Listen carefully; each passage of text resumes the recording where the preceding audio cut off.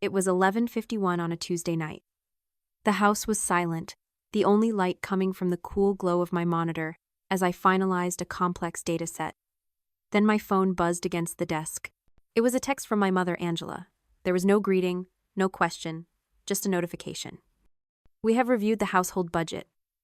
Effective immediately, your contribution is $1,600. Hunter needs organic meal prep for his rebranding phase. $1,600? Up from $900. All to fund the lifestyle of a 29-year-old man who refused to work. I stared at the glowing screen and felt the quiet, heavy click of a lock turning in my mind. I opened a new tab on my laptop and initiated Protocol 0. Drop a comment and let me know where you're listening from and what time it is for you right now. I'd love to know who's part of our community. People ask me why I stayed. They look at my salary, my title, my credit score, and they ask why a 26-year-old senior data analyst would choose to live in the dining room of her parents' Connecticut Colonial. They assume it was the housing market or convenience, or maybe a lingering attachment to my childhood home. They are wrong. I stayed because I was paying off a debt that didn't exist. My workspace was a 3-foot section of the mahogany dining table. My ergonomic chair was a rigid, high-backed antique that dug into my spine during 10-hour shifts. I had to wear noise-canceling headphones not to focus, but to drown out the sound of Hunter recording his mindset mastery vlogs in the study. The room that was supposed to be mine. The room with the heavy oak door and the view of the garden. But Hunter needed a quiet space to conceptualize his brand, my mother had said. Isabella, you can work anywhere. You're so adaptable. Adaptable. That was the word they used to dress up my erasure. Every month on the 1st, I transferred $900 to my father's account. I labeled it rent, but that wasn't accurate. Rent implies a contract, an exchange of goods for services. Rent tenants have rights. They have privacy. They don't come home to find their lactose-free milk consumed and their parking spot taken because their landlord's son needed the driveway for a photo shoot. I wasn't a tenant. I was a silent investor in a business called the Anderson Family Image, and my dividends were zero. I paid the electric bill, which surged every summer because Hunter insisted the house be kept at 68 degrees. I bought the groceries organic, free-range specific brands that Angela insisted upon but never offered to pay for. I covered the internet upgrades so Hunter could stream in 4K. I did the math once late at night. Between the direct payments and the incidental costs of keeping this household running, I was contributing nearly 40% of my take-home pay to a house where I didn't even have a door to close. And yet I stayed. There is a concept in psychology called the servitude of expectation. It is a specific kind of conditioning often reserved for daughters. We are taught from the moment we can walk that our value is inextricably tied to our utility. We are not loved for who we are. We are loved for what we provide, the peace we keep, the burdens we shoulder, the checks we write. I believed that if I just paid enough, if I was quiet enough, if I made their lives easy enough, I would eventually earn the right to be seen. I thought I was buying their love installment by installment. But love isn't a subscription service. And looking around that perfectly curated dining room with its dust-free surfaces and stifling silence, I realized I wasn't paying rent. I was paying a penalty for existing. I was funding the very cage that kept me small. Hunter was the golden child, the one whose mere presence was celebrated as a gift. I was the utility player, the one you only noticed when the service stopped working. The house was quiet that Tuesday evening, but it wasn't peaceful. It was the heavy pressurized silence of a submarine diving too deep. I could hear the hum of the refrigerator I had paid to repair last month. I could hear the faint murmur of the television in the living room where my parents were watching a show I had paid the subscription for. And I sat there in the dining room, realizing that I had become a ghost in the only home I had ever known. Invisible until the moment they needed to reach into my pocket. Wednesday began with the kind of small, calculated cruelty that my family specialized in. At 10 in the morning, I was presenting a quarterly data review to my department head via Zoom. It was a high-stakes call, one that could determine my trajectory for the next fiscal year. I had the background blurred, my headset on, my voice steady, as I explained the efficiency projections. Then the front door slammed open. Hunter stormed into the hallway, his voice booming as he shouted into his own phone, something about brand synergy and missed opportunities. He didn't just walk past, he stopped right behind me in the frame of my camera and started gesturing wildly. "Hunter," I whispered, muted, waving him away. "I'm on a call." He didn't even look at me. He just leaned down right into my camera and said, "Move your car. I need the driveway light for a story, now." My boss stopped talking mid-sentence. My face burned. I apologized, muted my video, and ran to move my sedan to the street so Hunter could film a 30-second clip about productivity hacks. When I came back, the meeting was over. My boss sent an email suggesting we reschedule when I had a more professional environment. That evening, the air in the house was thick enough to choke on. I came downstairs to find my parents, Angela and Edward, waiting at the dining table, my desk. They were sitting with perfect posture, hands folded like a disciplinary committee. Hunter was lounging on the sofa in the next room, scrolling on his phone, but I knew he was listening. "We need to talk about your contribution," my mother said. Her tone was light, almost conversational, but her eyes were hard. I stood by the doorway, not sitting. I saw the text. I said, $1,600. That is nearly double what I pay now. Costs have gone up, my father said, adjusting his glasses. He didn't look at me. He looked at a spot on the wall just above my left shoulder. And with Hunter's new venture, we need to support him. He needs specific resources. Organic protein supplements, a faster server for his editing. It adds up, Isabella. "So I am paying for Hunter's groceries now?" I asked, my voice flat. "You are paying to live here," Angela snapped. "You are paying for the roof over your head. Why must you make everything so transactional? We are family. We sacrifice for each other." Sacrifice. The word hung in the air, heavy and false. I thought about the vacations I hadn't taken, the clothes I hadn't bought, the savings account that grew painfully slowly because every extra dollar went into this house. "I sacrifice every day," I said. "I pay $900 a month to sleep in a dining room. I pay the electric bill. I buy the food. I am not sacrificing anymore so Hunter can play influencer." My father slammed his hand on the table. It was a sudden, violent sound that made me flinch despite myself. "How dare you?" he shouted. "After everything we have done for you. We gave you everything. We raised you. And this is how you repay us, with selfishness, with greed." Hunter laughed from the other room, a short, sharp bark of a laugh. "Told you she was stingy," he called out. In that moment, watching my father's face turn red, watching my mother's lips thin into a line of pure disdain, something shifted. I didn't feel guilty. I didn't feel small. I felt a strange, cold detachment. I looked at them, and I didn't see parents. I saw a system in collapse. In behavioral psychology, there is a phenomenon called the extinction burst.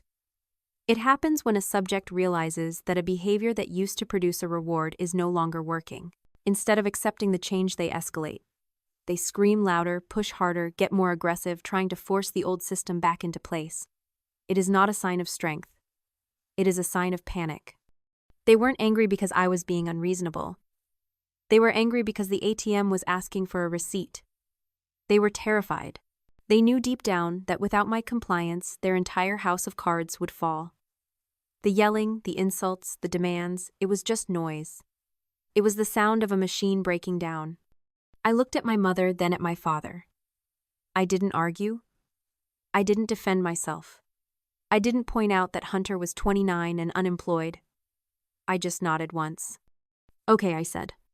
"Okay," my mother asked, blinking, thrown off by my sudden capitulation. "Okay," I repeated. "I understand your position." I turned and walked back up the stairs. I didn't go to the dining room. I went to the small guest bathroom, locked the door, and took a deep breath. They thought they had won. They thought they had bullied me back into submission. They didn't know that "okay" was the most dangerous word I had ever spoken. It wasn't an agreement. It was a countdown. I didn't pack that night. Packing makes noise. Packing signals intent. Instead, I went to work the next morning as if nothing had happened. I made coffee. I moved my car for Hunter without him asking. I was pleasant, compliant, invisible. During my lunch break, I drove 40 minutes to a complex I had bookmarked months ago. It wasn't luxury. It was a converted mill building, sturdy brick and quiet hallways. The property manager showed me a one-bedroom unit on the 3rd floor. It had a door that locked. It had a kitchen that was mine. It had silence. I signed the lease on the spot, emptying my personal emergency fund to cover the deposit and first month's rent. I didn't even wince at the number. Freedom is expensive, but the alternative cost more. The next 3 days were a military operation. I brought empty boxes home from the office claiming I was organizing donations for a charity drive. I labeled them carefully: winter clothes, old textbooks, kitchen misc. My parents watched me tape them up and nodded approvingly. "Good to see you decluttering," my father said, stepping over a box I had left by the door. "Maybe you can help Hunter organize his equipment next." I smiled. "Absolutely," I said. Every morning I carried 2 boxes to my car. Every evening I drove them to the new apartment before coming home. I moved my books, my files, my winter coats. I moved the small sentimental things, the photo of my grandmother, the award I won in college that my parents had never framed. I left the furniture, I left the bed, I left anything that would leave a noticeable gap. By Friday, my room, the dining room, looked exactly the same, but it was hollow. The drawers were empty. The closet held only the clothes I wore that week. I transferred the utilities during a 15-minute break between meetings. I forwarded my mail. I updated my address with HR. It was terrifying how easy it was to erase myself from a life I had supposedly been essential to. On Saturday morning, the house was quiet. My parents had gone to the country club for brunch, a ritual they maintained regardless of their financial struggles. Hunter was asleep, recovering from a late night of networking. I packed the last items into my laptop bag. My chargers, my current notebook, my toothbrush. I took one last look around the dining room. The high-backed chair stood empty. The table was polished and bare. There was no trace of me left. I walked to the kitchen counter and placed the house key in the center of the fruit bowl. Beside it, I left a single folded note. "I'm out. Good luck with the rebrand."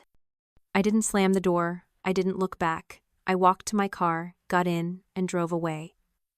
The silence inside the car was absolute. No radio, no phone calls. Just the hum of the engine and the feeling of the road beneath me. I drove to the mill building, walked up the 3 flights of stairs, and unlocked the door to my apartment. It was empty. It echoed. It was perfect. I sat on the floor in the middle of the living room and listened. No television, no demands. No Hunter shouting about lighting. Just the sound of my own breathing.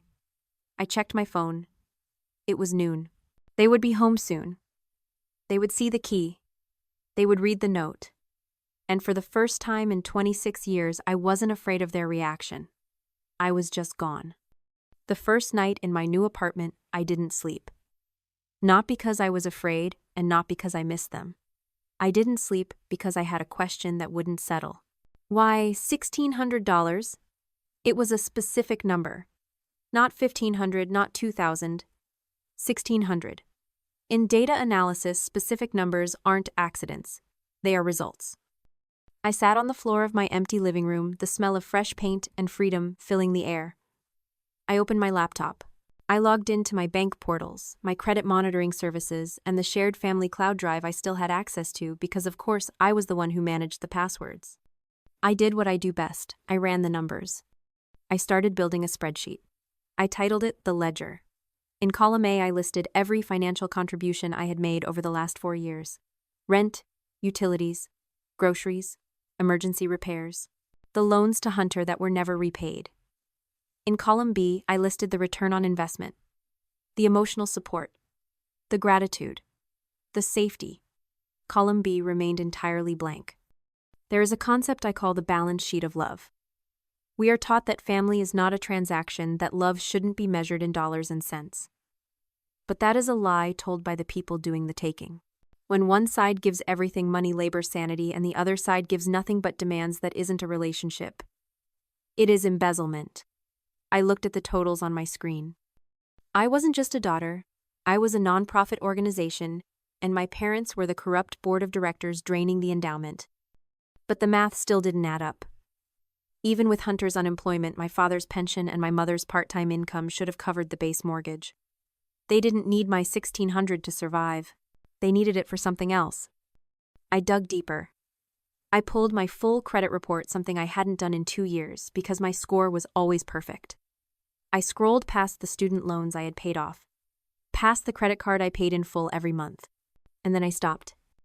There, listed under secured loans, was a line item I didn't recognize. Second mortgage, home equity line of credit. Opened 3 years ago. Co-signatory Isabella Anderson. I stared at the screen. I hadn't signed a mortgage 3 years ago. 3 years ago, I was working 80-hour weeks to secure my promotion. I clicked on the details. The loan amount was $60,000. The status was delinquent, 90 days past due. My blood ran cold. It wasn't the panic of a victim, it was the icy clarity of a forensic accountant finding the smoking gun. I accessed the digital loan documents through the bank's portal. The password was my mother's birthday naturally. I downloaded the original application. There it was. My signature. Or rather, a shaky tracing paper version of my signature, dated on a day when I was at a conference in Boston. They had forged my name. They had taken out $60,000 of equity against the house using my credit score to secure the rate. But where did the money go? I cross-referenced the date of the loan with the family calendar. 3 years ago. That was the year Hunter took a sabbatical to find himself in Europe. Except looking at the withdrawal history, the money didn't go to airlines or hostels. It went to a law firm in Stamford. A firm specializing in criminal defense. I pieced it together in minutes. Hunter hadn't gone to Europe. Hunter had gotten into trouble, a DUI. Maybe fraud, something expensive enough to require a 5-figure settlement to keep quiet. My parents had bailed him out. They had mortgaged their home and my future to keep their golden child's record clean. And now the money was gone. The payments were 3 months behind. The bank was calling. That's why the rent hike. That's why the desperation. They didn't need organic meal prep. They needed $1,600 to cover the monthly vigorish on the debt they had stolen from me. I looked at the signature again. That jagged fake loop on the I. It wasn't just a financial crime. It was a declaration. It said that my credit, my financial future, my very identity was theirs to use as collateral for Hunter's mistakes. I closed the laptop. I didn't feel sad anymore. Sadness is for people who have lost something. I hadn't lost anything. I had just found the truth. I wasn't their daughter. I was their cosigner. And I was about to default. My phone started ringing at 8 o'clock the next morning. I was already at my new office, a real office with a door and a lock organizing my files. I looked at the screen.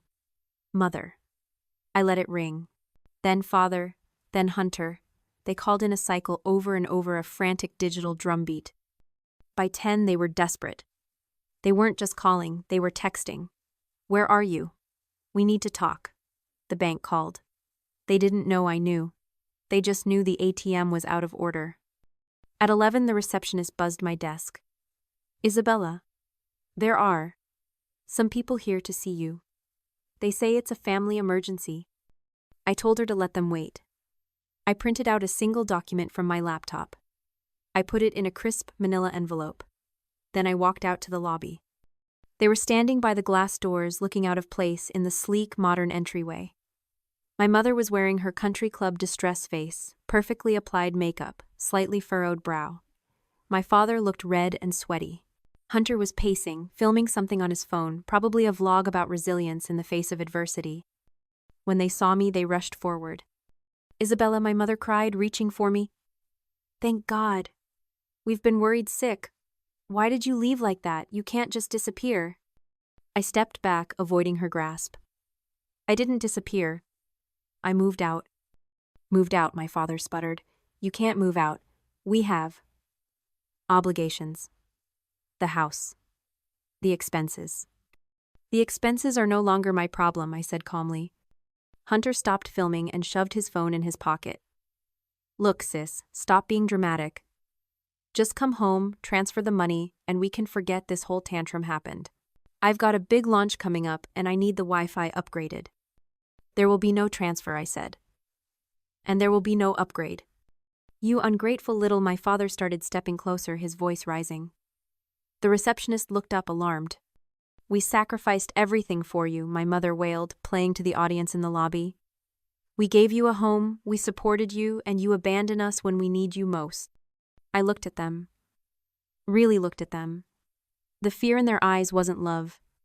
It was the panic of parasites realizing the host was dying. You didn't support me, I said, my voice steady and loud enough for the room to hear. You stole from me. I handed the envelope to my father. He took it confused. "What is this?" "That," I said, "is a copy of the home equity line of credit application dated 3 years ago, the one with my forged signature." The color drained from his face so fast I thought he might faint. My mother gasped, her hand flying to her mouth. Hunter looked away suddenly, very interested in the floor. "I also included a copy of the police report I filed this morning," I continued. "Identity theft and fraud." The detective was very interested in the timeline, especially the part where the funds were used to pay a law firm in Stamford. "Isabella," my father whispered, his voice trembling. You called the police. On your own family?" "You stole $60,000 from me," I said. "You mortgaged my future to pay for Hunter's crimes. And then you tried to extort me for more to cover your tracks." "We were protecting the family," my mother hissed. "We had to Hunter. He has a future." "And I don't?" I asked. The question hung in the air, simple and devastating. They didn't answer. They couldn't. "I am not your retirement plan," I said. "I am not your ATM. And I am certainly not your cosigner. The police have the evidence. The bank has been notified of the fraud. I suggest you get a lawyer. A real one this time." I turned around. "Isabella, wait," my mother screamed. "Please, we'll lose the house." I paused at the security door. I looked back at them one last time. 3 strangers standing in a lobby, holding the proof of their own destruction. "Then I guess you better start packing," I said. I swiped my badge. The door clicked open. I walked through and let it close behind me. The heavy thud of the latch engaging was the best sound I had ever heard. The leaves outside my window turned from green to gold and then to a stark, beautiful gray. Inside, the walls of my apartment changed too. I spent a weekend painting them a deep, calming blue, the color of the ocean at night, the color of ink on a ledger. It was the first design choice I had made in my adult life that wasn't dictated by someone else's preference or budget. The silence in my life was no longer heavy, it was spacious. The fallout from that morning in the lobby was quiet but total. I didn't hear it directly. I heard it through the grapevine, filtered through the few relatives who still spoke to me. The bank foreclosed on the Colonial 3 months later. My parents tried to sell, but with the second mortgage and the market dip, they walked away with nothing. They moved into a 2-bedroom condo in a less prestigious zip code. I heard my mother tells people they downsized to simplify. Hunter didn't get his rebrand. The last I heard, he was working at a high-end electronics store in the mall wearing a blue polo shirt and explaining warranty options to customers who didn't care about his vision. It wasn't a punishment I inflicted. It was just reality finally catching up to him. Without my subsidy, the entrepreneur had to become an employee. I didn't feel triumphant. I didn't feel vindictive. I just felt light. One evening, with the snow falling softly against the glass, I opened my laptop. I pulled up the ledger. I looked at the rows and columns that had defined my existence for so long, the red ink, the deficits, the family debt tab that I had carried like a physical weight. I highlighted the entire column labeled Family Support. I didn't archive it. I didn't save a backup. I hit delete. The numbers vanished. The total at the bottom recalculated, shifting from a deficit to a surplus. It was just pixels on a screen, but it felt like taking a breath after holding it for 26 years. We are often told that cutting off family is a failure, that it is an act of cruelty. But sometimes the most loving thing you can do is stop funding the dysfunction. By closing the Bank of Isabella, I forced them to finally face their own balance sheet. I forced them to live within their means emotionally and financially. Maybe they will learn. Maybe they won't. But that is no longer a variable in my equation. I realized then that self-worth isn't something you earn by overpaying. You can't buy your way into being loved. You can't lease respect. Self-worth is an asset you already own, and you have to protect it from anyone. Even the people who gave you life, who tries to treat it like a liquid asset. Breaking the cycle of financial abuse wasn't just about saving my credit score. It was the ultimate act of self-love. It was the moment I decided that my future was worth investing in. I closed the laptop. I walked to the window and looked out at the city lights. I was alone, but I wasn't lonely. I was solvent. I was safe. I was free. If you've ever had to audit your own family to save your sanity, share this story. You are not an ATM. You are a person.